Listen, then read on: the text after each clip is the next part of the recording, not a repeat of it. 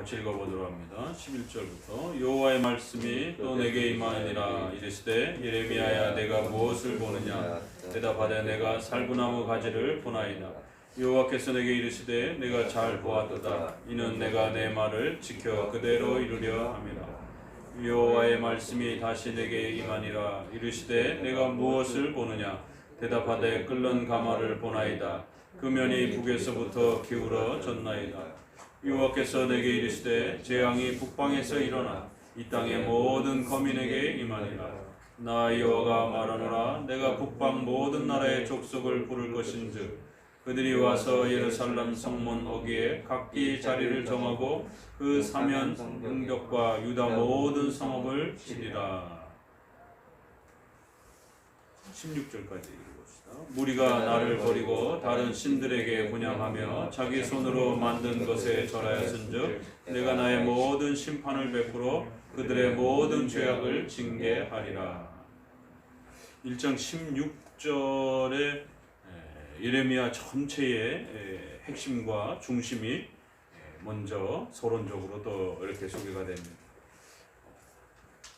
예레미야에서 말하는 죄의 정의는 도덕적이고 윤리적인 그러한 것도 문제지만 더 심각한 것은 바로 일계명, 여호와 하나님을 버리고 다른 신들에게 분향하며 우상 숭배하는 이러한 불신앙의 죄악이 가장 무서운 죄악이요, 그것이 죄악의 가장 근본적인 것이다라고 이제 예레미야에서 시작하자마자 이렇게 두 가지 비유, 살구나무 비유와 그 다음에 북으로부터 기울어져 있는 그렇게 가마를 보면서 두 가지 비유가 소개가 되고요. 끓는 가마가 소개가 되면서 바로 결론으로 바로 하나님을 버린 것, 그것이 죄의 본질이요 핵심이다 라고 하면서 이제 예레미야 전체가 무엇을 말하려고 하는지를 이렇게 또 방향을 잡는 것을 보게 됩니다.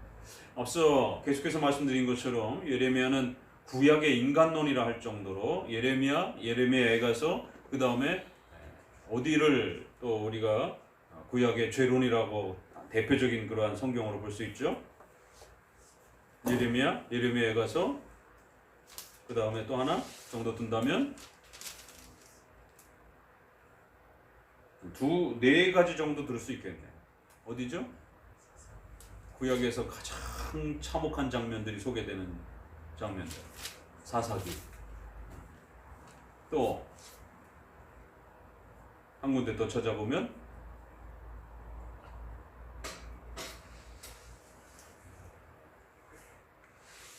성경의 전체적인 66권의 전체적인 그 중심 주제는 이렇게 연관해서 항상 좀 이렇게 기억하고 계시면 성경 전체를 체계적으로 이렇게 살피는 데 도움이 됩니다. 큰 길을 잃지 않게 돼요. 그렇게 되면 구약에서 인간의 죄에 대한 그런 가장 참혹한 고통과 괴로움과 아픔에 대해서, 인간의 죄의 그 심각함에 대해서 고통스러워하고 모든 것들을 다 파괴적인 것처럼, 모든 것이 다 무익한 것처럼, 어디서 말하죠? 이사야서. 전도서. 오히려 이사야서는 심판과 책망을 이렇게 제시하는 것 같기도 하지만 실제적으로 40장부터 절반 이상이 새로운 이스라엘의 오른손으로 구원할 것이다 라고 하는 이러한 하나님의 강렬한 구원의 메시지가 절반 이상을 차지합니다. 실제적으로. 그리고 실론의 이러한 강력한 하나님의 주권과 섭리 아래에서 심판을 집행하시면서도 하나님의 구원의 역사를 펼쳐내시. 그래서 이사야하고 예레미야를 비교하게 되면 이사야서는 훨씬 더 밝습니다. 그러니까 이사야서는 하나님의 그 영광과 위대함을 이렇게 가장 강력하게 표출하면서도 40장 이후부터는 하나님이 어떻게 구원해 가실지에 대한 구원의 그 계획과 그 내용들이 신적 작정 아래에서 어떻게 펼쳐질 것인지가 아주 기가 막히게, 또 여호와의 싹이라고 하는, 또 그러한 악이라고 하는, 자손이라고 하는 이러한 것으로 확대가 돼가면서, 그러나 예레미야는 굉장히 전체적인 분위기가 어둡지요. 그런 면에서 이사야와 예레미야가 이렇게 대조가 되기도 하고요. 꼭 기억하셔야 되는 것은 사사기, 전도서, 그 다음에 예레미야, 애가 이렇게 성경에서 특별히 구약과 관련해서 가장 대표적인 네 편에 걸친 그러한 네 권의 성경에서 인간에 대한 죄에 대해서 가장 참혹하게 그렇게 또 적극적으로 소개되는 것을 보게 됩니다. 오늘 우리 시대에 우리가 인간론에 대한 부분들을 중요하게 또 봐야 되는 이유는 인간에 대한 그 깊은 이해가 없이는 사람을 이해하지 못하면 자기 자신도 그렇고 우리 이웃과 또 교회와 모든 것이 마찬가지예요. 인간을 이해하지 못하게 되면 실제 생활적인 부분에서 많은 어려움을 겪게 됩니다. 신앙적인 면에서도 어려움을 겪게 되죠. 그래서 기독교 강의도 보게 되면 하나님에 대한 지식과 인간에 대한 지식을 성경 전체에 대한 아웃라인처럼 이렇게 서두에서 소개하고 나서 이제 본격적으로 창조주 하나님과 구원주 하나님으로서의 삼위일체 하나님을 소개해 들어갑니다. 결국 하나님에 대한 지식과 인간에 대한 지식이 성경은 상호 대조를 이루면서 하나님이 누구신지를 하나님 자신을 직접 드러내면서 또 그 하나님이 인간에 대하시는 방식을 통해서 또 인간을 소개하면서 그 인간의 창조의 창조됨의 위대함을 부분적으로 소개하기도 하고, 그런데 훨씬 더 많은 80~90%의 내용들은 인간의 죄와 부패에 대한 부분. 그래서 인간의 악에 대해서 우리가 눈 뜨면 눈 뜰수록 그 악을 범한 대상이 누굽니까? 바로 하나님을 대항하여 악을 행한 거기 때문에 인간의 부패함을 알면 알수록 하나님에 대해서 더 잘 이해하게 된다는 것이죠. 그래서 하나님에 대한 지식과 인간에 대한 지식, 이것은 형식적으로 두 구조로 이렇게 어우러지면서 성경 전체 아래 하나님이 누구신가를 가르치는 아주 중요한 두 구성 형태를 가지고 있다라고 이렇게 말합니다. 자, 그렇기 때문에 인간에 대한 올바른 이해를 성경이 왜 이렇게 집중적으로 특별히 인간의 부패에 대한 부분들을 다루고 있는가를 또 우리는 이해할 수 있게 됩니다. 인간론, 그러면 원죄론과 언약론으로 이렇게 나눠지고 있습니다. 보통 조직신학에서. 그럴 때에 더더욱 중요한 건 인간의 죄에 대한 부분입니다.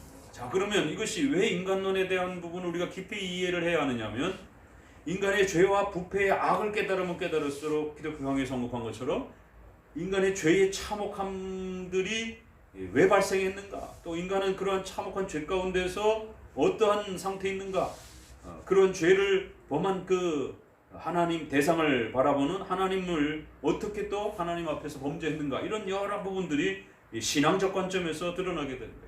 그래야만 반드시 그리스도가 필요로 하게 되고 인간의 힘으로 구원할 수 없는 전적 부패에 대한 이유 때문에 오직 믿음으로, 오직 은혜로 구원받는 이러한 방식들.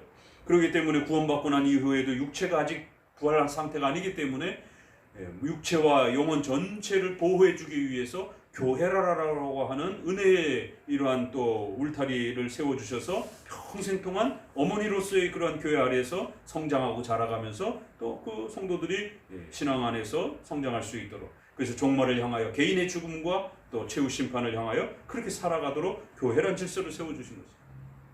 그러니까 인간을 이해해야만이 인간의 그 원죄의 참혹함 아래에서 하나님을 보게 되는 것이죠.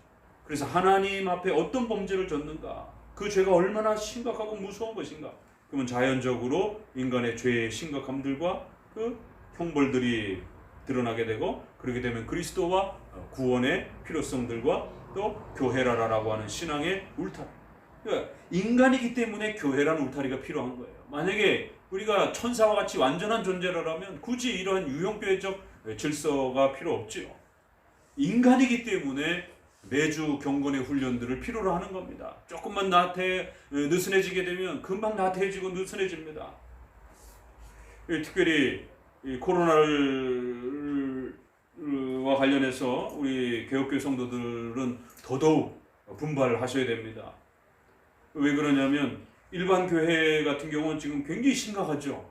왜냐하면 일반 교회는 항상 감성적으로 이렇게 감성을 자극하면서 그런 신앙의 분위기를 끌고 왔기 때문에 모여서 막 악기를 동원해서 막 찬송 부르고 막 기도로 외치고 막 이런 주관적이고 감성적인 분위기를 막 북돋워야 뭔가 이렇게 신 앞에 있는 것 같은 그런 마음들이 이렇게 채워지는데, 그런 것들을 할 수 없다 보니까 이 종교적인 이 어떤 욕구와 이런 부분들이 이게 이제 한동안은 괜찮지만 결국 잠잠한 상태에 이렇게 있어 본 적이 없었기 때문에 잠잠히 성경을 읽고 묵상하고 또 잠잠히 이렇게 교리를 묵상하고 이런 경험들이 없기 때문에 굉장히 안절부절한 거예요. 이제 제일 심각한 거는 오순절 교회의 계통의 이제 사람들이죠.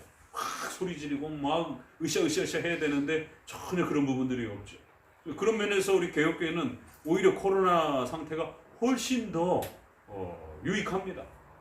그 전이나 후나 우리는 늘 이렇게 조용하게 성경을 읽고 묵상하고 뭐 침 튀기면서 찬양하거나 그러지 말라라고 해도 우리는 뭐 평상시에도 침 튀기면서 그렇게 소리 지르면서 찬양하진 않으니까 조용조용히 이렇게 묵상하면서 찬양하고 그러기 때문에, 그러니까 우리는 굉장히 낯설지 않아요. 늘 그래 왔으니까. 근데 이렇게 막 소리 지르면서 감성적으로 막 이렇게 표출했던 분들은 막 그렇게 소리 지르면서 찬양만 못해도 막 굉장히 찜찜하고 막 예배 안 드린 것 같고 막 이런 찌뿌둥함들이 종교적인 어떤 그 영적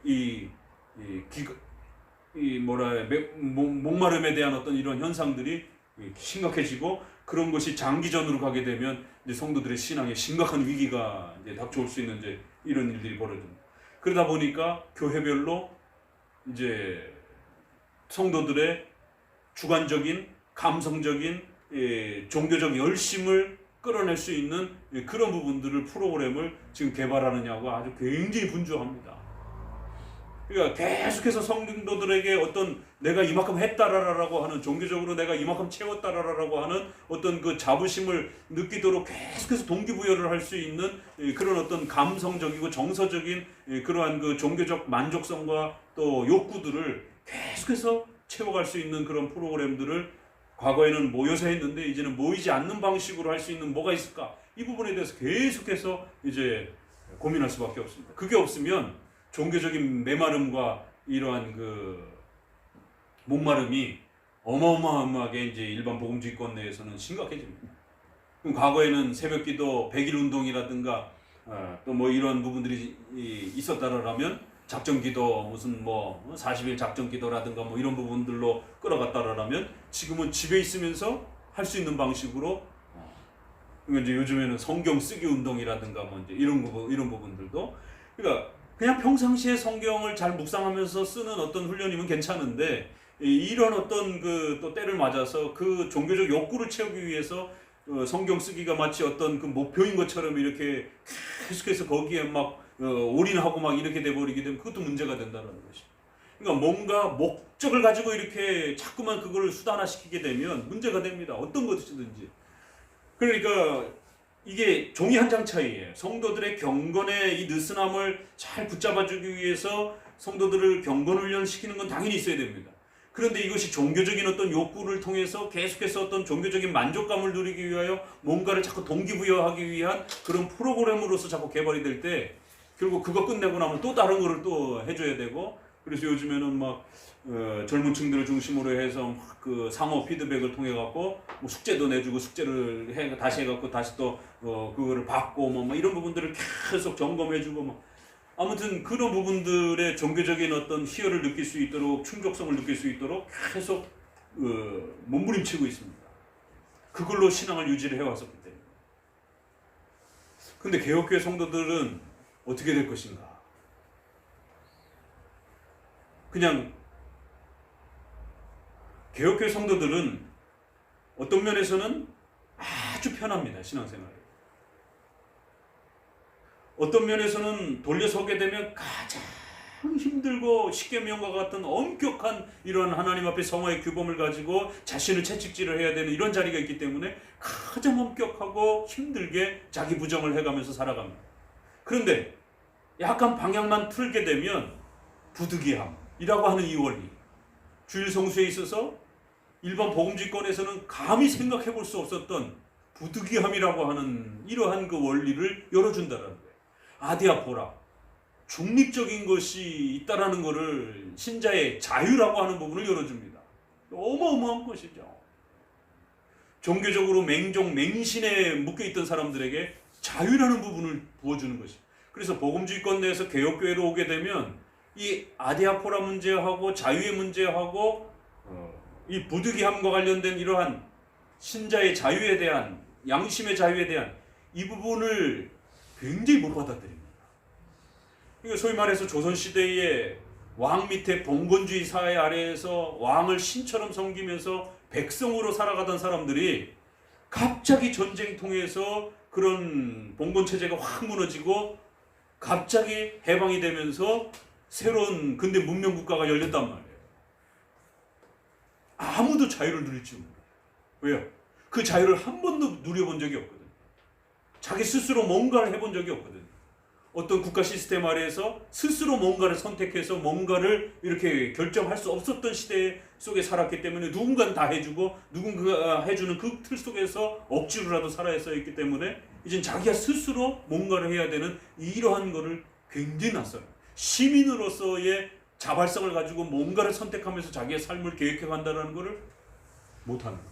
그래서 미국도 노예 링컨 이후에 노예 해방과 관련했을 때 노예의 그러한 부분을 법적으로 해방시켜 줬잖아요. 많은 노예들이 원래의 그 주인에게로 다시 돌아갔습니다. 그냥 있고 싶다라고. 감옥에 갇혀있던 사람들이, 장기수들이 나오잖아요. 사회에 적응을 못하는 거예요. 오히려 감옥으로 되돌아가려고 그러는 거죠. 왜요? 감옥에서는 그래도 일정한 규칙적인 생활이 이렇게 있는데 사회에 딱 나와서 자기가 뭔가 자기 의지로 뭔가를 해야 돼. 아무것도 이렇게 할 수 없는 낯선 그 환경.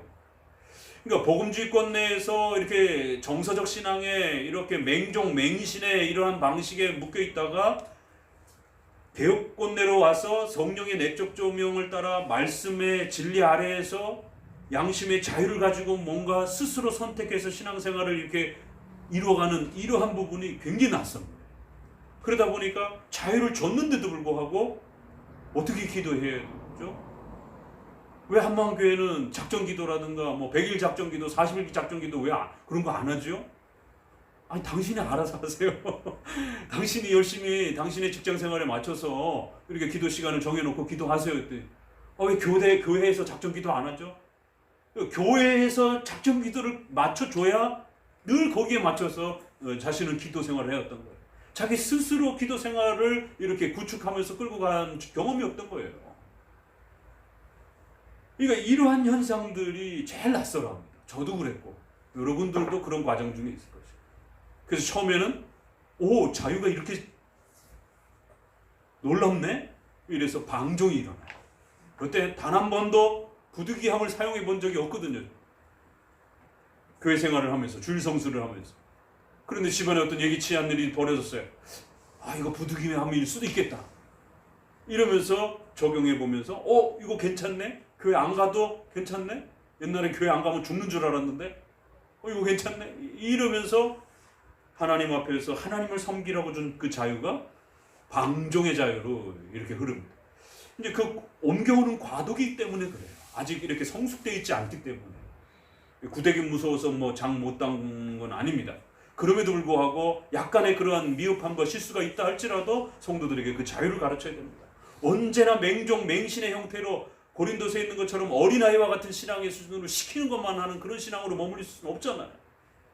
그 과도기가 잠깐 힘들고 어려운다 할지라도 결국에는 성숙한 신앙으로 그 자유를 활용할 줄 아는 그러한 성도로서 고린도서에 있는 그 말씀은 또 히브리서 5장과 6장으로 넘어가는 것처럼 굳센 자들은 하나님의 말씀을 분석하고 연구하여 그 말씀을 먹고 잘 사용한다라고 하는, 그러나 어린아이들은 그 말씀을 사용하지 못하는 이런 수준 낮은 이런 형편이 있단 말이에요.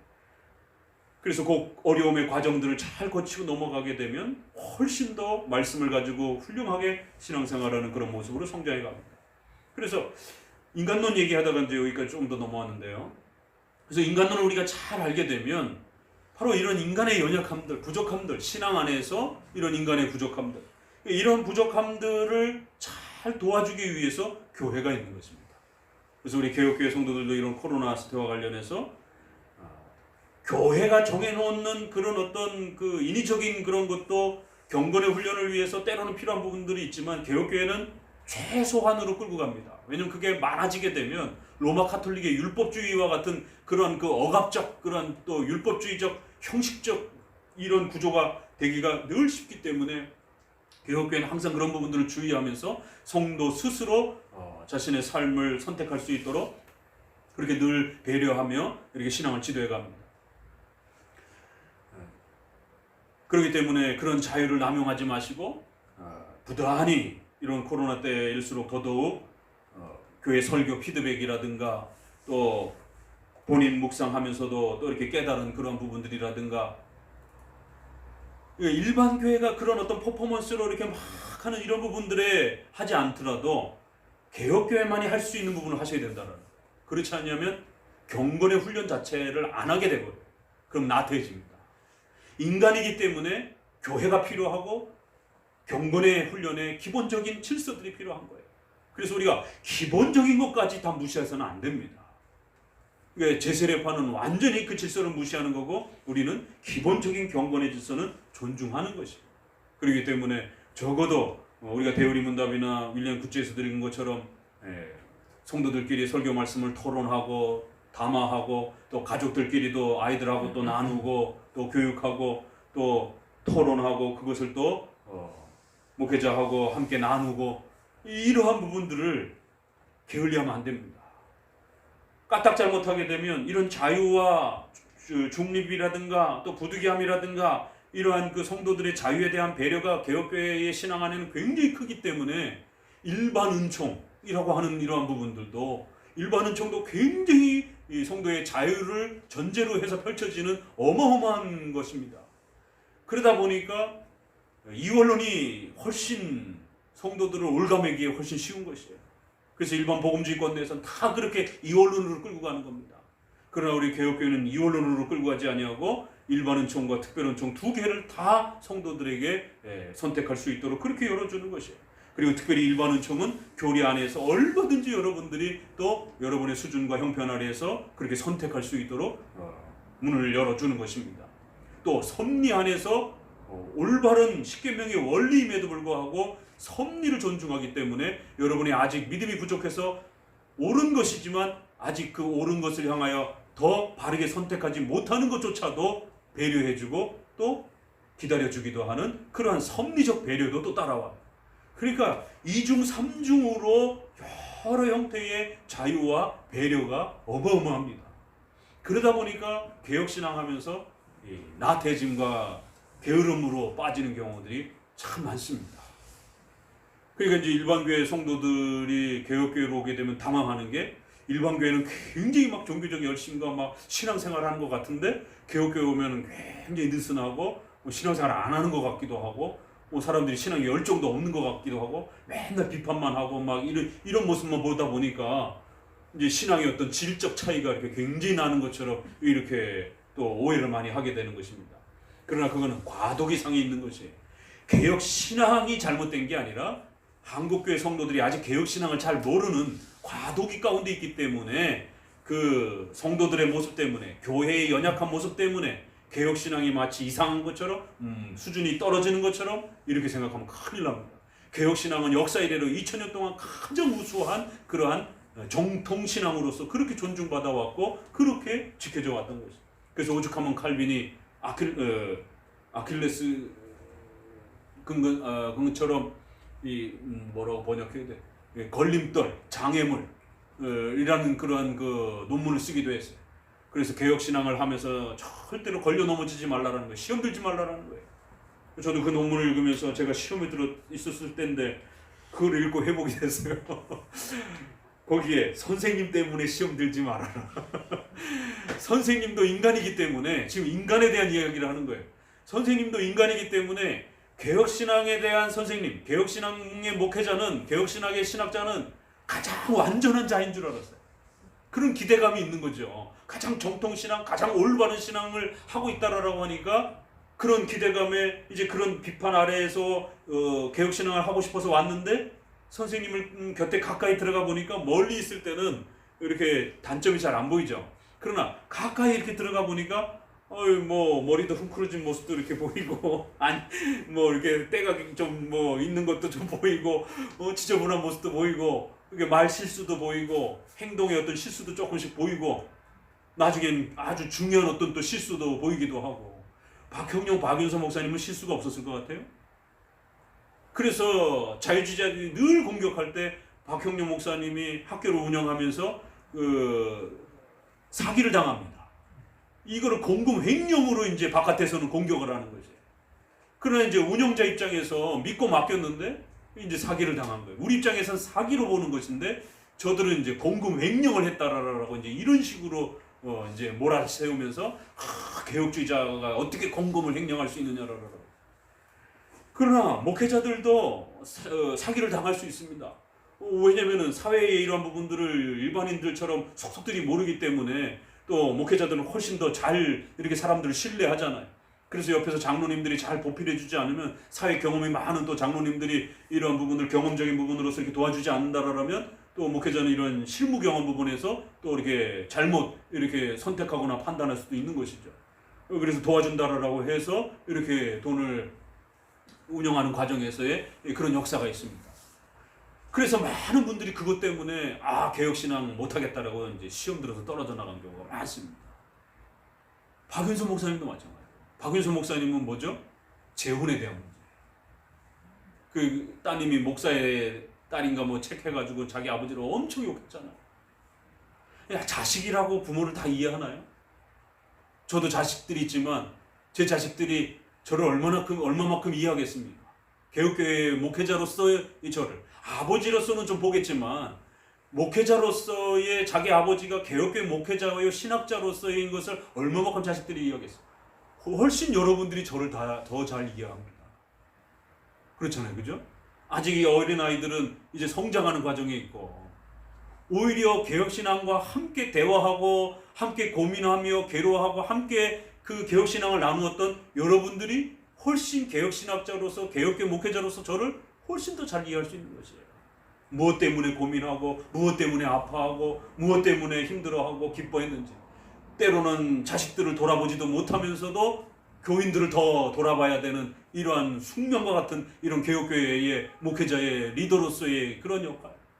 자식한테는 못 먹여도 주일학교와 이런 부분에 있어서 돈을 오히려 써야 되는 이런 아픔들. 그러나 자식 입장에서 봤을 때는 집안에 쌀도 떨어지고 그런데 돌아보지도 않고 근데 오히려 주일학교 애들은 먹이고, 저희들도 마찬가지. 개척교회 때 돈은 없는데 주일학교 전도는 해야 되죠. 그러면은 또 빵 들고 요구르트 들고 뭐 이렇게 나가다 보면 그 길바닥에 버리는 돈이잖아요, 사실. 오리란 보장도 없고. 그럼 집에 아이들은 간식 하나 사다 주지 못해도 그 돈 아껴가지고 주일학교 간식 사가지고 오히려 길바닥에다가 버리는 것이에요. 알 수도 없는 아이들에게 줘가면서 교회 오라라고. 그럼 받아갈 땐 좋지만 뭐 오나요 또 아이들이. 그래도 또 이렇게 아이들에게 또 주일학교 오면 또 떡볶이라도 해서 먹이고 이런 부분들이. 그러면 집에는 간식도 하나 제대로 못 사가는 거예요. 애들도 교회나 와서 간식이나 얻어 먹고 그러는 것이죠. 그런 가난한 개척교회에 또 이런 아픔들이 있는 겁니다. 그러면 자식은 부모를 잘 이해 못하는 거예요. 그런데 박윤수 목사님은 그 재혼, 이제 사모님이 돌아가시고 이제 재혼하면서 그 가족들 안에 이제 기존의 자식과 또 재혼한 자식들 간에 이런 부분들이 조금 불편함들이 있으면서 이런 부분들에 대한 이제 선입견들이라든가 이런 많은 또 부분들이. 칼빈은 욕을 안 먹었는지 아세요? 칼빈이 과부랑 결혼을 하면서 루터는 수녀랑 결혼을 했잖아요. 당대의 수녀를 데려다가 결혼한다는 건 그건 정말 천지가 개벽할 노릇이죠, 정말. 얼마나 욕을 먹었겠습니까? 일반 여자도 아니고. 평생 헌신을 하기, 동정으로 헌신을 한 여자를 꼬드겼다, 뭐 강간을 했다, 뭐 그러니까 같이 나왔겠지, 뭐 별의별 그 소문과 다 저거를 돌리면서. 그러니까 이게 까딱 잘못하게 되면 선생님 때문에도, 개혁교회 신학자 때문에도, 개혁교회 신학자의 인간적인 연약함과 부족함 때문에, 사실은 또 이해하고 품을 수도 있는 그런 내용들인데도 불구하고, 그렇게 그 사회적인 수준에 봐서도 그렇게 크게 문제가 되지 않는 것인데도 불구하고 또 그게 크게 보이게 되면 또 상처가 되고 그것 때문에 또 신앙을 또 못하게 되는. 저도 선생님과 벌써 김영주 선생님하고도 그렇고 20년 넘게 벌써 30년 20년 중반을 벌써 향해 가는데 30년 가까이 돌아가신 조 박사님은 한 20년 이렇게 함께 모셨고요. 그럼 20년 30년 동안 세월에 아무 일도 없었을 것 같아요. 개혁교회 신학자여 목회자하고 가까이 지내기가 얼마나 어려운지 아십니까? 개혁교회 목회자는 이건 옳고 이건 틀리다라고 하는 그 진리에 목숨을 거는 사람들이기 때문에 이렇게 토론하고 대화하는 그러한 과정 속에 뭔가 잘못 해석되었고 뭔가 잘못 이렇게 또 주장되었을 때 제자고 뭐고 없습니다. 진리의 그 올바름에 대한 부분에 대해서 분명히 이건 옳다 틀리다라고 말해야 되는, 그래서 선생님하고 밤새도록 논쟁이죠. 싸움이죠. 그건 정말. 멱살만 안 잡았지.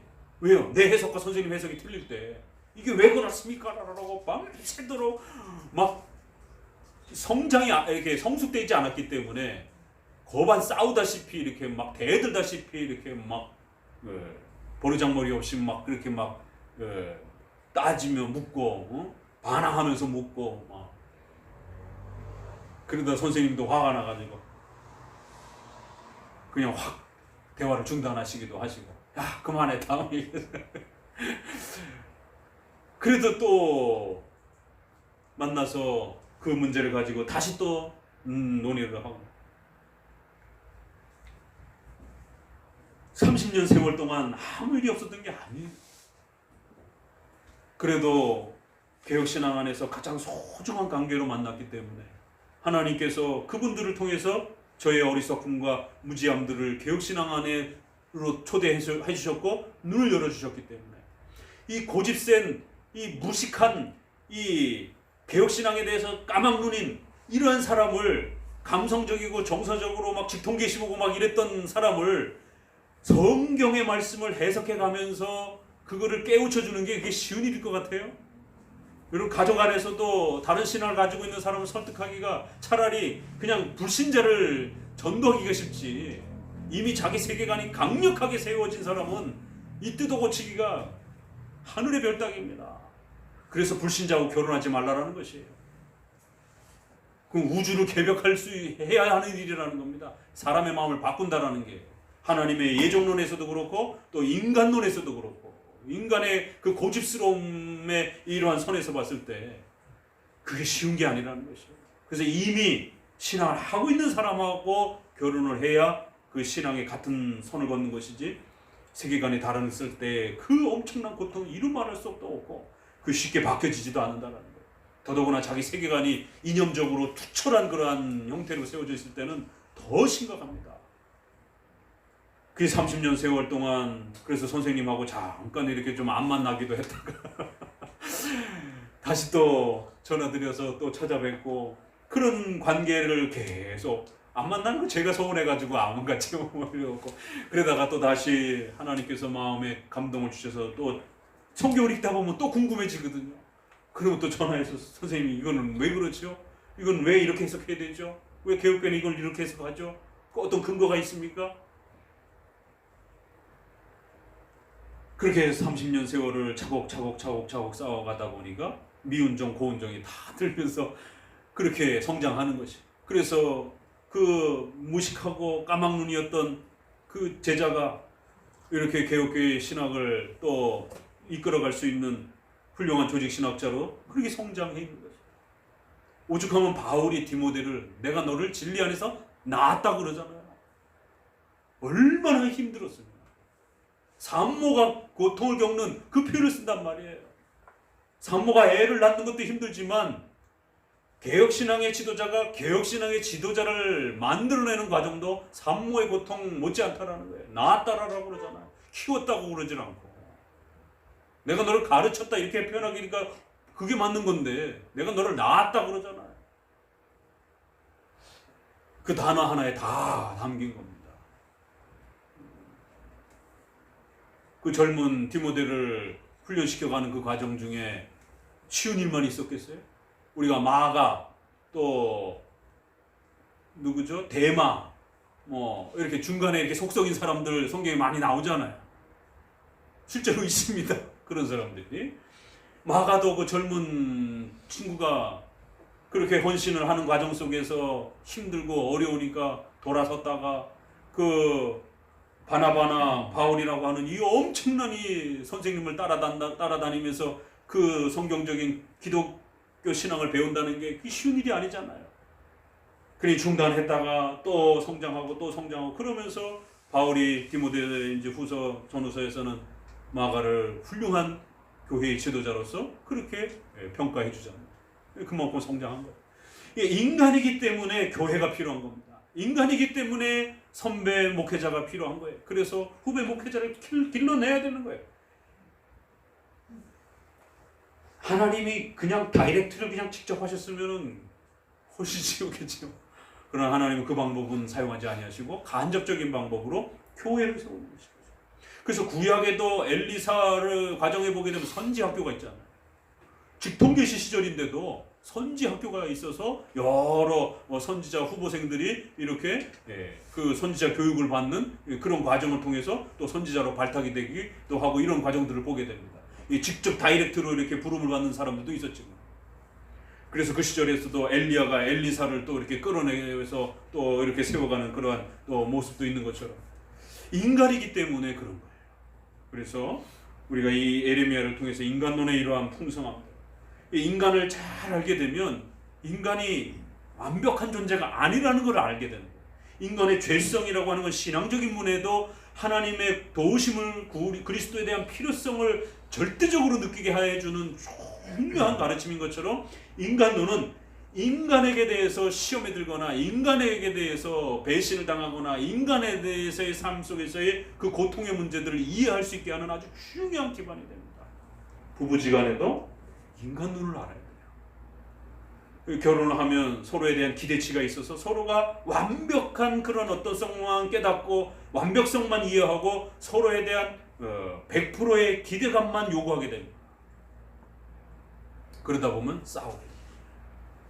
내 기대치에 상대방이 안 맞춰지려고 하게 되면 이제 멀리 떨어져 있을 때는 가까이 있고 싶지만 가까이 있게 되면 안 보이던 부분들이 보이게 된단 말이에요. 성격들이 보이고 안 보이던 그러한 성품들이 보이기 시작한단 말이에요. 그럴 때 상대방의 완벽함을 기대하고 그래서 마치 결혼이는 로망스처럼 마치 파라다이스에 사는 것처럼 그렇게 상대방에 대한 완벽함을 기대하고 가까이 들어가니까 채워지지 않았을 때 엄청난 실망감이 찾아오면서 오죽하면 그러잖아요. 남자가 결혼할 때와 결혼하고 나서 너무 달라진다라고. 이게 이상한 건 아닙니다, 사실. 그런데 그거는 여성의 기대치를 또 그렇게 우리가 볼 수 있는 것이. 원래 그런 남자였는데 결혼 전에는 엄청난 기대치가 너무 컸기 때문에 그렇게 안 보였던 것뿐이에요. 남자가 여자를 볼 때도 마찬가지예요. 그럴 때 인간론을 이해하게 되면 부부지간에도 이해하게 됩니다. 인간이기 때문에 고집을 피울 수도 있는 거고 싸울 수도 있는 거고 또 자기 성격하고 안 맞을 수도 있는 것이고. 근데 그거를 완벽하다라고 생각하면 예를 들면 그런 겁니다. 부모님을 모실 때 우리가 치매나 이렇게 아픈 걸 인정하면 오히려 케어하기가 쉬워요. 특별히 치매 같은 경우 분명히 조금 전까지는 정상이었는데 조금 뒤에 막 이상한 모습으로 바뀌면 막 굉장히 힘들죠. 그러나 그걸 환자라고 생각하고 케어하게 되면 훨씬 쉬운데 정상인이라고 생각하게 되면 왜 나한테 이렇게 할까? 이 서운함들이 이제 막 폭발하게 됩니다. 환자라 생각하면 훨씬 케어하기가 쉬워요. 아프니까 저렇게 행동하는 거예요. 그러니까 인간이 죄인이기 때문에 저렇게 행동하는 거예요. 부부지간에 사회생활, 국가 정치인들이 마치 무슨 구세주인 것처럼 이렇게 뭐라래요? 뭐 빠라고 그러나 팬이라고 그러나 이런 정치적인 이데올로기에 빠져가지고 정치인들을 마치 자신의 무슨 신랑 신부인 것처럼 또 자신의 신앙의 무슨 대상인 것처럼 이렇게 빠져 있는 분들이 많습니다. 그래서 그 정치인들이 조금 실수를 해도 그 부분에 대해서 어떤 분들은 그냥 완전히 덮어버리고 실수가 아니다라고 보편 도덕성이 깨지는 것이에요.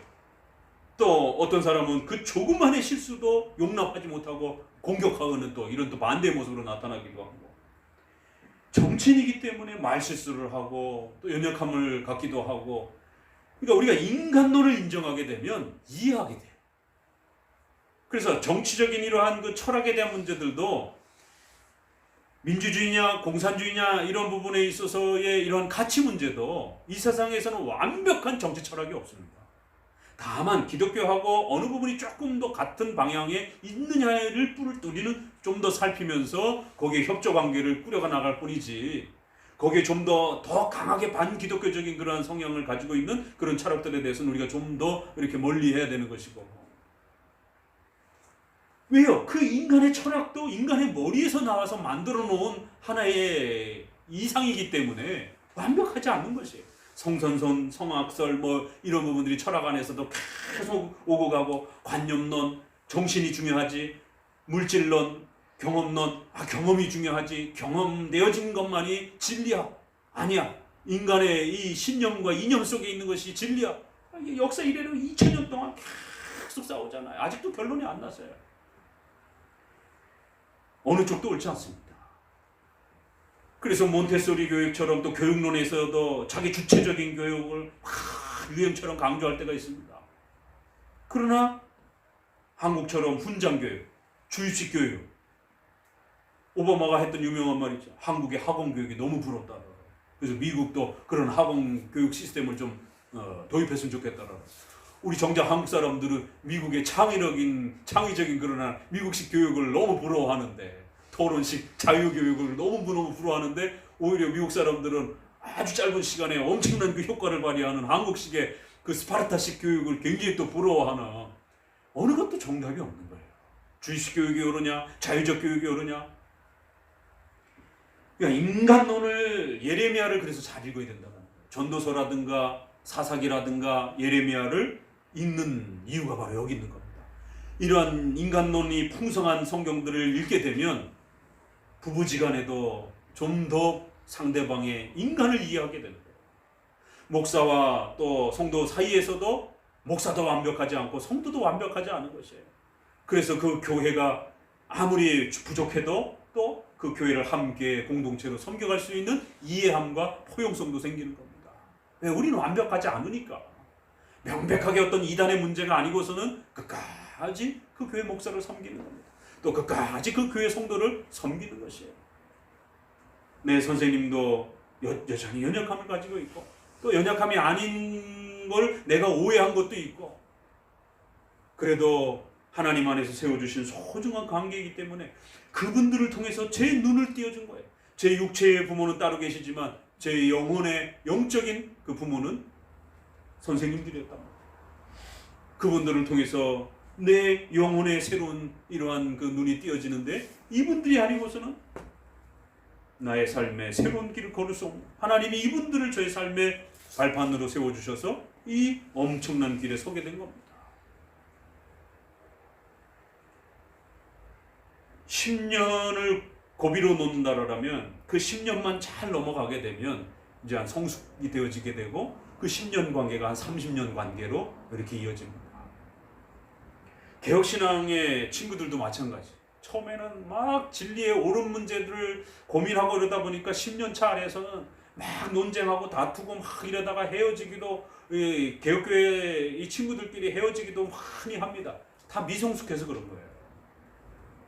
저도 30 중반에 그렇게 개혁신앙을 배우면서 좋은 친구들을 이렇게 해석의 차이 때문에 너무 또 이렇게 열정을 가지고 논쟁하고 막 이러다 보니까 잃어버린 그런 아픔들도 많고, 돌이켜 보니까 그런 실수와 연약함들을 나도 실수했고 그들도 실수를 했고, 참 재미있는 일은, 저는 논문을 MDB 때 십계명 율법의 3령법을 썼잖아요. 엄격하게 십계명의 성화의 규범으로 살아가야 된다. 제 친구는 일반은총을 썼어요. 어떤 일이 벌어졌겠습니까? 일반은총은 굉장히 폭이 넓고 자유로운 그런 면들을 포괄하고 있잖아요. 그 일반은총의 기준적 역할을 해주는 게 이제 십계명이고, 그 성숙하지 못했을 때는 사실 이게 두 개가 같이 가는 건데, 성숙하지 못했을 때는 일반은총을 강조하는 친구를 보니까 어이 저 널널한 개혁지자 이렇게 보이는 거예요. 십계명의 이 엄격함을 가지고 살아야 한다라고 생각하는 저 입장에서는. 근데 일반은총의 풍성함을 먼저 맛본, 개혁신앙의 일반은총의 풍성함을 맛본 이 친구는 저를 보면서 어이 저 율법 진짜 이래가지고 2박 3일 우리가 또 신학 토론하기 위해서 모여가지고 이렇게 같이 토론하다가 밤새도록 논쟁하고 그 다음날 아침에 보따리 싸들고 에이 너랑 토론 못하겠어 하고 그냥 내려와 버리고 그냥 그런 그 미흡함들의 모습들이 있었습니다. 얼마 지나지 않아서 또 몇 달 지나고 나서는 토론할 사람들이 그래도 그 사람밖에 없는 거예요. 이 개혁신앙을 이해하고 있는 사람은 그 사람밖에 없으니까 뭐해? 그래서 밥이나 먹자 이러면서 또 만나가지고 또 토론하고 그래서 잃어버린 친구들도 많지만 지금까지 이렇게 이어오고 있는 친구는 20년 30년 이렇게 인간론을 이해하게 되고 그 연약함을 기다려줄 줄 알고 포용할 수 있는, 특별히 이단적인 거나 특별히 신앙이 아주 명백하게 문제가 되지 않는 이상에는 우리가 인간론을 생각하게 되면 얼마든지 포용합니다. 자식을 키울 때도 마찬가지입니다. 완벽함만 생각하다 보면 자식을 처음부터 완벽하게 키우려고, 일반 부모들도 불신앙인 부모들이 아이들을 한국에서 완벽하게 키우려고 결국 자식하고 관계가 금이 가는 것도 각오하고 결국 아이들을 교육에 올인시켜버리잖아요. 아이들도 인간인 것이. 그렇기 때문에 아이들을 교육하는 과정 속에서도 아이들이 실수하고 잘못하고 이러는 부분에 대해서도 얼마든지 또 포용할 수 있고 기다려줄 수 있고 그러는 겁니다. 이게 우리의 사회적 삶과 관련해서 이 인간론을 이해를 못하면 사람들하고 많이 싸우게 됩니다. 그러다가 극단적 이원론으로 빠진다든가 엄격한 이런 하이퍼 칼빈이즘 빠지게 되면 나중엔 고립이 돼버려요. 혼자 살아가게 됩니다. 친구도 없고. 왜? 다 틀린 것처럼 보여지니까. 그 오히려 널널하게 살아가는 사람들은 진리가 중요하지 않기 때문에 그 사람들은 커뮤니티가 중요해요. 그래서 일반 복음주의 교회는 따지거나 묻거나 토론하지 않습니다. 묻지도 따지지도 않고 그냥 친구가 돼요. 그렇지만 진짜 친구는 안 돼요. 뒤돌아서 다 험담하고 욕하고 그 성도가 고난과 어려움에 빠지게 되면 이원론에 빠져서 손가락질하고, 저도 그러한 복음주의권에 있어봤기 때문에 겉으로는 아주 가까운 것처럼 보여지지만 결국엔 그 속에 온갖 경쟁, 아집, 시기, 질투 이런 부분들이 겉으로만 이렇게 형식적으로 커뮤니티를 형성하고 있는. 개혁교회는 어려서 부족해서 인간론에 대한 이해가 없어서 처음에는 자유에 대한 부분을 제대로 활용 못해서 티격태격하면서 싸우기도 많이 하고 다투기도 많이 하고 그러지만 구데기 무서워서 장못당 그런 게 아닙니다. 개혁신앙이 훌륭하기 때문에 그 아픔의 과정들을 겪고 일어설 수 있도록 반드시 그 아픔들을 겪도록 해야 되는 것이죠. 그러면서 성장하도록. 그러면 그 아픔을 잘 겪고 일어나게 되면 정말 죽을 때까지 목숨을 다해서 그리스도 안에서 한 지체와 가족으로서 서로가 서로를 지켜줄 수 있는 그런 끈끈한 감. 그 종교개혁의 그 역사를 보게 되면 그때는 흑사병이라든가 전쟁이 많고 그러다 보니까 사람들도 많이 죽잖아요. 그러니까 그 가족들을 이렇게 이양해서 이렇게 돌봐주는 이런 것들도 굉장히 많습니다. 그래서 결혼도 이렇게 연계해서 결혼을 하고, 불린거 같은 경우도 쯔빙글리와 사돈지간이잖아요. 자녀들이 이렇게 해서 연결해가지고, 왜냐면은 쯔빙글리가 일찍 돌아가셨기 때문에 그 가족들을 불린거가 다 돌봐주고, 그러니까 이러한 어떤 과정들이 아주 끈끈합니다. 왜요? 그리스도 안에서 한 그리스도의 몸이요 한 가족이라고 하는 이러한 강력한 교회론이 있기 때문에. 일반 신앙에서는 성도가 어려움에 처한다든가 위험에 빠지게 되면 남몰라라 합니다. 왜요? 이원론이 있기 때문에 자살이라든가 이런 교리도 잘못 오해돼가지고 부정 타는 것처럼 하나님의 진노를 같이 받는 것처럼 이런 오해가 있어서 장례식도 같이 참여 안 하잖아요. 커뮤니티의 가장 기본이 되는 결혼식, 장례식 이런 부분에서도 엄청난 상처를 준단 말이에요. 그 잘못된 이런 생각들이. 그래서 어떤 진노와 책망 가운데 있는 것처럼 질병과 이런 사업 실패와 이런 고통들이 오래되잖아요. 그럼 그런 사람들 곁에 잘 안 갑니다. 뭐가 문제가 있고 저런 사람들하고 가까이 지내면 구약처럼 마치 그러한 전염의 진노의 전염이 되는 것처럼. 구약의 의식법 아래에서 아버지의 죄가 아들을 3, 4대 이렇게 계승되면서 벌을 받는 그러한 그 구약의 임시법의 제사법에 대한 그러한 사회적 형별과 관련돼서 의식법에 대한 부분들을 그대로 문자대로 끌어와 가지고 마치 전염이 되는 것처럼 아간이 죽을 때 가족들이 다 죽잖아요. 이런 잘못된 오해 때문에 커뮤니티가 겉으로만 이렇게 저거지 정말 어려울 때는 안 도와줍니다. 그러나 개혁신앙은 제대로만 성장하고 제대로만 깨닫게 되면 목숨을 걸고 서로를 지키고 도와주고 함께하려고 하는 그런 강력한 또 힘이 있는 것입니다. 그래서 인간론을 제대로 이해하게 되면 바로 서로가 서로를 보다듬어 줄 수 있고 서로의 연약함들을 인정하면서 더 가까이 서로를 돌볼 수 있는 이런 개혁교회에 아주 중요한 인간론이 있다는 것이죠. 그래서 여러분들이 더더욱 예레미야와 같은 이러한 그 인간론의 이러한 부분들이 강한 이러한 성경들을 늘 묵상할 때 이런 또 위로와 힘을 얻게 되는 것입니다. 자, 오늘 본문 부분에서도 지난번 말씀드린 것처럼 예레미야서는 이렇게 두 가지 비유, 살구나무와 끓는 가마 부분을 바로 그냥 심판에 대한 이야기가 전면에 그냥 쏟아지면서 앞으로 소개되어질 하나님의 진노와 심판 그리고 인간의 죄악에 대한 부분이 집중화되어 있는 것을 보게 됩니다. 살구나무를 보느냐? 네, 그렇습니다. 그러니까 네가 본 그대로 내 말을 지켜 그대로 이룰 것이다. 뭘 그대로 이룰 것이다 라는 얘기도 없어요. 너 살구나무를 보느냐? 네. 이제 여기는 해석이 필요한 겁니다. 문자적 해석이 필요하고 역사적 해석이 필요하고. 문자적 해석에서는 살구나무, 쇼케드라라고 하는 단어인데 이게 무슨 표현일까? 아무런 설명도 없어요. 그런데 이 살구나무가 샤케드라고 하는 단어인데 이것이 쇼케드라라고 하는 어의 그 몸이 살짝 바뀌면서 쇼케드 하게 되면 하나님이 지켜보신다. 되게 무서운 말입니다. 내가 다 보고 있어 이런 것이죠. 그래서 여기 12절에 있는 것처럼 내 말이 지켜 그대로 이룰 것이다. 내가 잘 보았다. 본 그대로 이루어질 것이다. 뭘 봤는데? 뒤에 그 본 내용들이 이제 나오는 것이죠. 하나님이 지켜보고 있다. 이러한 표현들을 이제 시편의 이런 언어 유희가 굉장히 아주 풍성하죠. 그러니까 히브리어의 문자적 그 특성이 있는 겁니다.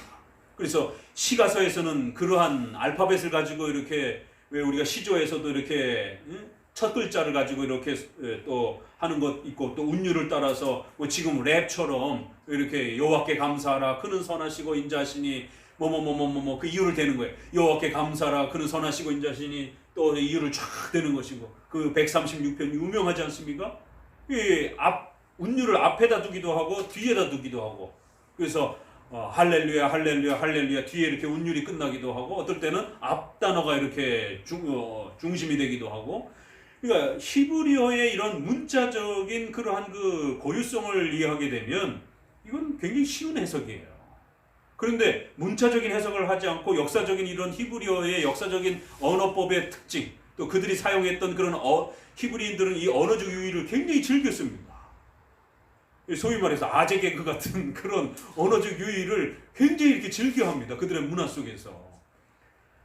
그러다 보니까 차이를 가지고 살짝 돌려서 그래서 그 유명한 그 역사 속에서의 그 내용도 안티오쿠스 에피파네스 4세 그러잖아요. 안티오쿠스예요. 이제 그 역사적 이름은 에피파네스가 별명입니다. 그걸 이제 유대인들이 저 에피파네스 이렇게 부른 거예요. 그 몸이 살짝 바뀌면 에피파네스라는 말이 굉장히 위대하고 옥타비아누스가 안티오쿠스라고 이렇게 위대한 왕 이렇게 바꾼 것처럼 이 에피파네스라는 말도 이렇게 굉장히 멋있는 말이에요. 굉장히 이렇게 위대하고 멋있다 이런 뜻인데 그거를 살짝 조롱하는 뜻으로 이렇게 에피파네스라고 이렇게 이제 이 유대인들이 즐겨 부릅니다. 그러니까 거기다 몸이 살짝 바뀌면서 아우 좀 모자란 놈 뭐 이런 식으로 이제 이렇게 그거를 살짝 변형시켜서 이제 부르는 것이. 이 단어도 샤케드라라고 하는 그 히브리어 표현을 샤케드라라고 하는 하나님이 지켜보고 있다 이런 아주 이걸 심판에서 쓰면 굉장히 무서운 말이잖아. 섭리 안에서 우리를 향해서 그렇게 쓰시면 굉장히 뜨거운 표현인데 하나님이 다 지켜 보호해 주시겠다 이런 표현이 되지만 심판과 관련해서 이렇게 보게 되면 네가 무슨 짓 하는지 다 알고 있어, 다 지켜보고 있어 이런 표현이면 굉장히 무서운 표현이죠. 그 샤케드라라고 하는 하나님이 지켜보고 있다라고 하는 이 표현을 살짝 돌려가지고 샤케드라라고 너가 뭘 보느냐 이 샤케드를 보고 있습니다. 살구나무를 보고 있습니다. 이런 언어적 유의도 되고 또 이것이 살구나무가 겨울을 지나고 나서 봄에 제일 먼저 피는 꽃이에요. 그러다 보니까 이제 또 그런 역사적인 히브리인들의 문화적인 그 지질학적인 그 풍토를 이용을 해가지고 곧 엄청난 이제 변화가 나타날 것이다라고 하는. 겨울에서 봄으로 바뀌면서 계절의 변화가 확 바뀌는 것처럼 이제 너희 가운데 죽음의 공포가 곧 확 뒤바뀌는 일들이 이제 벌어질 것이다. 이런 이제 의미들을 살구나무라고 하는 그 하나의 의미로서 그렇게 던집니다. 그리고 이제 끓는 가마는 지난번에서 북쪽에서 이렇게 기울어져 있는 것을 바벨론이 북쪽을 향해서 침략해오는 이제 이러한 전제. 우리는 낯설지만 이스라엘 백성들에게서 북쪽에서 뭐가 있다 이러면은 대부분 그건 전쟁 이야기라는 거 금방 알아듣습니다. 그렇기 때문에 이런 역사적 해석 아래에서 북쪽에 끓는 가마를 부어가지고 나라를 그 끓는 물로 확 엎어버리면 어떤 일이 벌어지겠어요? 자, 그런 진노의 무서움을 하나님이 지켜보고 있어. 그 다음에 끓는 가마 이렇게 두 개를 던지고 난 다음에 16절에 결론으로 무리가 나를 버렸다. 하나님을 버렸다. 라고는 결론을 냅니다. 가타부타 그냥 설명도 없어요. 그냥 결론이 그냥 하나님이 그들에게 진노하시는 이유는 저들이 나를 버렸기 때문이다.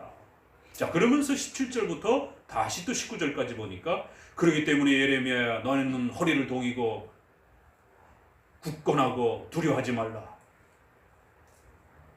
왜 자꾸 두려워하지 말라 하겠습니까? 너희들은 멸망하고 죽을 것이다 라고 가서 말을 해야 되기 때문에 족장들과 왕들과 수많은 귀족들 앞에서 너가 엄청난 고난을 당할 수밖에 없을 것이다. 그럼에도 너는 두려워하고 담대해라. 이거 앞에서 예레미야 소명 이야기잖아요. 그러니까 이러한 소명을 여러분의 개인의 소명으로 바로 주관적으로 적용하면 안 된다는 겁니다. 이것은 예레미야의 전체 이야기에 서론적 의미를 담고 있는 거예요. 왜 예레미야에게는 이렇게 두려워하지 말고 담대하라라고 하는 이유를 자꾸만 던지셨는가? 그건 예레미야가 심판과 멸망의 메시지를 전해야 되기 때문에. 그래서 그 멸망과 심판의 메시지를 들어야 되는 그 왕족과 귀족들과 그 백성들이 예레미야를 얼마나 괴롭힐 것인지에 대해서 앞으로 이제 펼쳐질 것이다라는 거예요. 그러니까 이 소명은 앞으로 예레미야에서 펼쳐지는 그 백성들, 왕들, 귀족들의 그 강팍함과 목이 고듬과 예레미야의 참된 선지자를 괴롭히는 그 강력한 불신앙에 대한 서론적 그림자를 나타내고 있는 겁니다. 여러분 개인적 소명을 끌어다가 하나님이 나에게 두려워하지 말라고 했어. 하나님이 오늘 나에게 내가 무슨 두려워할 일이 있나? 이렇게 큐티식으로 적용하면 안 되는 겁니다. 이건 앞으로 예레미야서에서 펼쳐지게 될 그 땅의 백성들의 죄악과 그들의 지도자들의 악행과 불순종과 목이 곧은 그들의 고집스러움과 이런 것들이 예레미야를 선지자를 공격하게 될 이러한 죄악성에 대한 참혹함이 얼마나 큰 것인지 죄론에 대한 그 서론인 것이에요. 전혀 다른 관점으로 읽히죠. 그렇죠? 이렇게 조금만 우리가 문자적 역사적인 그 배경 아래에서 또 그 다음에 교리적으로 인간론이라고 하는 그 중요한 깃틀 아래에서 예레미야를 접근해 가보니까 전혀 다른 내용들이 쏟아져 나옵니다. 자, 307페이지로 넘어갑니다. 우리 책 문장 특징, 이제 예레미야서에서 문법적인 그런 특징들을 보자라는 것이. 예레미야서는 논리적이거나 시간 순서대로 소개하는 연대기적인 전개를 하지 않습니다. 이런 부분 조심하셔야 됩니다. 시간 순서대로 이렇게 쭉 정리되진 않아요. 주제별로들 많이 정리돼요. 복음서도 많이 그렇죠. 근데 에스겔서는 상당히 시간적으로 이렇게 전개가 됩니다. 그래서 에스겔서는 아주 시간을 정확하게 이렇게 표현을 합니다. 매 장 시작할 때마다. 그렇지만 예레미야는 이렇게 뜨문뜨문 이렇게 막 이야기가 막 섞여 있어요. 그래서 그러한 문맥적 흐름도 잘 이렇게 좀 살펴야 돼요. 이 때문에 본서를 읽다 보면 전체가 체계적이지 않고 그 구조의 복잡성을 나타내고 있습니다. 비록 조직적인 구성을 시도하진 않았지만 각각의 주제를 따라서 유다의 죄와 심판의 심각성을 강조하는 형태를 자유롭게 선택했습니다. 그 이유는 백성들에게 설교적인 웅장함을 통해서 좀 더 현실감 있고 생동감 있게 하나님의 경고를 선언하여 회개의 시급함을 촉구하려는 의도가 있습니다. 예레미야가 이런 형태를 취했던 것은 자신의 시대적 배경이 암울하고 비참했기 때문이라고 할 수 있겠습니다. 특히 어두운 시대를 반영하는 상징적인 언어를 많이 사용하여 죄의 심각성을 드러내기도 했습니다. 그리고 이러한 상징은 생활과 연결되어 나타나는 것이 대부분이며 심지어 그가 독신으로 지낸 이유마저 상징적인 의미를 갖는 것으로 강조하는 것입니다. 그래서 예레미야를 큐티식으로 그렇게 주관적으로 읽으면 절대로 안 된다라는 게 바로 이렇게 독신으로 살으라라고 하는 이런 강력한 하나님의 명령을 어떻게 적용할 거예요? 또 더 심각한 거는 에스겔서죠. 에스겔서에 하나님이 에스겔 부인을 데려가잖아요. 이사야서에서는 그 임신에 출산하는 아이 두 번째 그 아이의 이를 통해서 하나님의 장차올 또 메시아에 대한 부분들을 또 이렇게 상징적으로 가르치는 또 그런 수단을 사용하게 됩니다. 선지자는 자신의 부인, 가족, 자식 전부 다 계시의 수단과 도구로서 하나님 앞에 그렇게 나시린처럼 쓰여졌던 것이죠. 그걸 개인적인 그런 자신의 주관적인 그런 적용으로 큐티로 적용했다가 에스겔서에 있다가 하나님이 부인을 데려가겠다 그러면 내가 잘못 읽었나 이건 빼고요 이런 식이 돼버리는 겁니다. 좀 웃지 못할 성경 읽긴 것이죠. 그것도 성경 말씀이기 때문에 있는 그대로 읽어야 되는 거예요. 큐티식으로 읽으면 안 되고 문자적이고 역사적인 배경 아래에서 읽어내야 됩니다. 어떤 부분은 도덕법적으로 우리 안에까지도 직접적으로 연결되는 부분이 있지만 어떤 부분은 역사적으로 에스겔에게만 해당이 되는 거예요. 에스겔의 부인에게만 해당이 되는 것이지 모든 신자의 부인에게 해당되는 거 아니에요. 혹은 부인들 무서워서 에스겔서 어떻게 읽겠어요? 남편이 어느 날 성경 읽다가 야, 하나님이 너 데려갈 것 같아 이런 어처구니 없는 큐티식의 성경 읽기가 오늘 우리 시대에 난무하고 있는 겁니다. 그래서 어떤 부분은 주관적으로 1인칭으로 읽다가 또 그런 부분은 또 심판과 또 이렇게 무서운 거니까 또 3인칭으로 읽어내고 얼마나 교묘합니까? 그게. 자기한테 이로울 때는 1인칭으로 읽고 자기한테 이롭지 않을 때는 남의 것인 것처럼 3인칭으로 읽어내고 3인칭으로 객관적으로 모두 읽어내야 되는 거예요. 처음에. 그리고 난 다음에 도덕법적으로 교리적으로 확정된 내용이 모든 시대의 모든 사람에게 주관적으로 그렇게 적용되는 겁니다. 그리고는 섭리적으로 개인별로 이제 정도를 조정하는 것입니다. 이와 같은 의도들이 글의 형식에서도 그대로 나타나고 있습니다. 예레미야서 전체는 일부는 산문책, 일반 문장으로 일부는 시로 되어 있습니다. 예레미야가 시로 되어 있어요. 예레미야서의 산문체, 일반 문장은 고대 히브리인들의 산문들과 비교해 볼 때 뛰어난 것은 아니며 과장된 문체의 특징을 나타내기도 합니다. 또한 본서의 산문은 문장을 길게 쓰는 만연체 경향이 있으며 마침표가 쫙 뒤에 찍혔어요. 글이 굉장히 길어요. 만연체. 단문장으로 이렇게 읽으면 글이 읽기가 쉬운데 글이 끝났으니까 무슨 뜻인지 금방 파악이 되잖아요. 근데 마침표가 쫙 뒤에 찍히면 도대체 무슨 말을 하려고 하는 것인지 동사가 안 나오는 거예요. 본동사가. 그래서 이제 예레미야는 히브리어로도 읽기도 상당히 좀 어렵습니다. 두 번째로 시에 대해서 살펴보면 시는 본서에서 신탁과 자신의 고백록에서 나타나는데 하나님이 뭔가 명령하시는 거예요. 신탁. 그러면서 또 예레미야가 1인칭으로 자신의 어떤 참회를 해요. 하나님 앞에. 시편처럼 내가 잘못했습니다. 이런 식의. 그걸 우리는 또 계시로서 읽어내야 되잖아요. 그렇기 때문에 그런 또 구별을 잘 해가면서 읽어내야 됩니다. 본서의 시는 다루기가 까다로울 뿐더러 학자들 간의 합의에도 이르지 못하고 있습니다. 그러나 히브리 시의 기본적인 특징으로서 문장의 대꾸법, 운율을 되풀이하는 운율 대구법을 드러내고 있는 것이 특징입니다. 대꾸, 이렇게 두 문장을 이렇게 마주 대하고 있는 대꾸는 대조라는 거예요. 그래서 같은 내용을 대꾸하기도 합니다. 점층적으로 대꾸하기도 합니다. 히브리 시가 그래요. 반대가 되는 게 대꾸하기도 합니다. 히브리 시의 시편 1편 어떻게 돼요? 의인은 악인의 길을 쫓지 아니하고, 의인과 악인을 대조하잖아요. 그렇죠?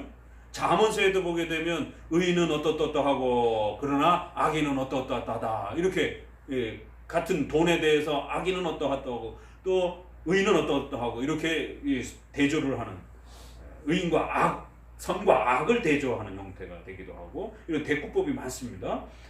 근데 그걸 또 운율을 맞춰서 또 이렇게 하기도 해요.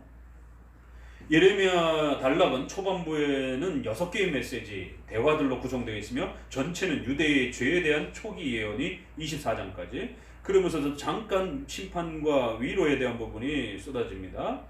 그리고 외국에 대한 심판이 이제 후반부에 있는 내용이 46장으로부터 이렇게 헬라어 번역본에 나타난 본문과 히브리 본문 사이에 그 길이가 있어서 상당히 차이가 보이겠습니다. 8분의 1 정도 70인역이 짧습니다. 이게 어떻게 된 건가요? 이 히브리어는 훨씬 더 많은데 양이 70인역, 헬라어로 번역이 된 70인역에는 8분의 1 정도 짧아요. 히브리 본문이 46에서 51장 헬라어 번역본에서는 25장 이후로 구성이 됩니다. 구성도 약간 틀립니다. 그래서 25장 뒤에 46장에 대한 심판이 이렇게 같이 붙어요. 그리고는 30장에 대한 그 구원에 대한 내용이 뒤로 빠져요. 그래서 이스라엘의 심판, 열국에 대한 심판, 그래서 심판에 대한 부분이 이렇게 이사야처럼 앞부분 전반부에 배치가 되고 구원에 대한 부분이 뒷부분에 이렇게 구성이 됩니다. 근데 이제 우리는 이게 이제 70인역과처럼 이렇게 연결이 되어서 46장 부분을 이렇게 이제 뒤로 뺀 형태로 좀 히브리 본문하고는 차이가 있죠. 그래서 70인역하고 약간 좀 차이가 있다라는 거. 자, 3항을 보게 되면 세 번째, 예레미야의 새 언약. 예레미야는 죄와 멸망과 심판을 말하면서 동시에 구원을 언약적 형태로 소개하는 것이 특징입니다. 이사야가 구원의 희망을 중보자, 고난의 종, 한 아기의 탄생 등으로 소개하고 에스겔은 종말론적 성전의 회복, 천국 등으로 소개했다면 예레미야는 언약의 회복을 구원의 희망으로 언급하는 것입니다. 지난번에 언약 이야기 했죠. 그래서 예레미야는 언약 이야기가 많이 나오기 때문에 오늘날 언약론에 대한 이런 혼란들을 우리가 예레미야를 통해서 좀 정리를 해볼 필요가 있습니다. 그래서 이 언약에 대한 많은 이야기들, 그래서 예레미야는 인간론이라는 거예요. 한편으로는 죄에 대한, 원죄에 대한, 전적 부패에 대한 이야기들이 거의 70-80%인데 또 나머지는 언약에 대한 부분들이 또 상당히 많아요. 그러니까 구약에서 언약에 대한 내용들이 가장 많은 내용을 또 담기도 합니다. 예레미야가. 예레미야는 하나님은 우리 아버지가 되시고 우리는 그의 자녀가 되는 것이라는 은혜 언약의 핵심을 구원의 본질로 봅니다. 예레미야가 제시한 언약의 내용은 나는 그들의 하나님이 되고 그들은 내 백성이 될 것이라는 31장 언급과 같이 선조들이 제시했던 은혜 언약과 본질 면에서 동일합니다. 그러나 예레미야가 제시한 언약은 내가 이스라엘 집과 유다 집에 새 언약을 세우리라. 그래서 이걸 새 언약이라고 불렀어요. 분명히 창세기 17장에 있는 내용을 그대로 갖다 썼는데 근데 새 언약이라고 그러는 거예요. 왜 새 언약이라고 그러는 거예요? 그러니까 이제 이런 부분에서 오늘날 언약학자들이 헷갈리는 겁니다. 새 언약이라니까 마치 십계명하고 전혀 다른 것인 것처럼, 그래서 구약하고 신약이 전혀 다른 것처럼 또 이렇게 지나치게 신구약의 차이를 구원의 차이성까지 끌고 나가는, 또 신구약의 차이를 의식법적인 차이 안에서 두지 아니하고 더 나가서 아예 구원의 본질까지 차이가 있는 것처럼 또 이렇게 끌고 나가면 또 그건 잘못된 것이라는 거죠. 하지만 예레미야의 언약을 새 언약이라고 하여 앞선 선조들의 언약과 본질적으로 다른 언약으로 이해하면 안 됩니다. 은혜 언약의 본질 면에서는 동일함에도 불구하고 새 언약이라고 부른 것은 형식 면에서 앞선 언약과 많은 차이를 나타내고 있기 때문입니다. 즉 아브라함의 언약은 자손에 대한 언약이며 다윗의 언약은 왕국에 대한 언약으로서 외향적인 성격이 강했다면 예레미야의 언약은 언약은 이러하니 곧 내가 나의 법을 그들의 속에 두며 마음에 기록할 것이다 라는 말씀에 나타나듯이 마음의 문제에 더 초점을 두는 내면적 성격이 강합니다.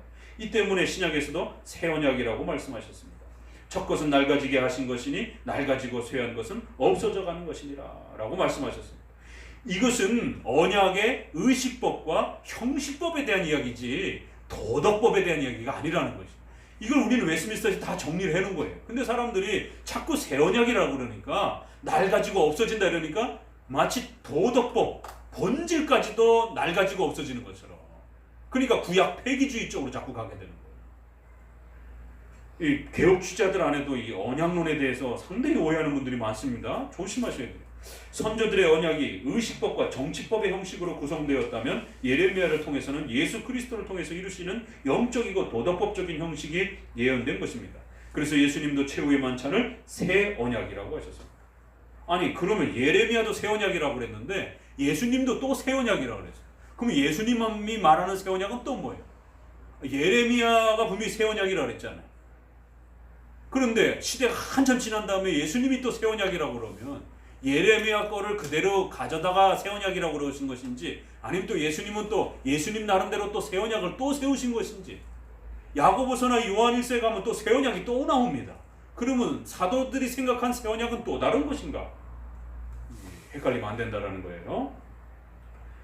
히브리서도 주께서 가라사대 그날 후로 내가 이스라엘 집에 세울 언약이 이것이라 이러면서 저희 마음에 기록할 것이라 하면서 예레미야 언약을 그대로 예수님께 적용했습니다. 이처럼 예레미야 언약은 예수 그리스도를 통해서 이루어질 은혜 언약의 본질을 더욱 선명하게 드러내고 있습니다. 그래서 우리가 이렇게 교리가 중요한 이유는 이처럼 언약에 대해서 두 면으로 이야기를 하잖아요. 성경이 한쪽에서는 끝났다라고 그러고 낡아졌다고 그러고, 한쪽에서는 또 연속된다고 그러고, 그럼 도대체 언약이 연속되는 거예요? 끝난 거예요? 그래서 교리적으로 언약의 본질은 동일한 것이지만 언약의 형식은 구약에서는 의식법과 정치법 형태로 주어지기도 했다라는 것입니다. 그래서 신약에 와서는 그런 의식법과 정치법과 관련된 부분들은 이제 중단되었고 도덕법적인 본질은 영원히 동일하다는 것입니다.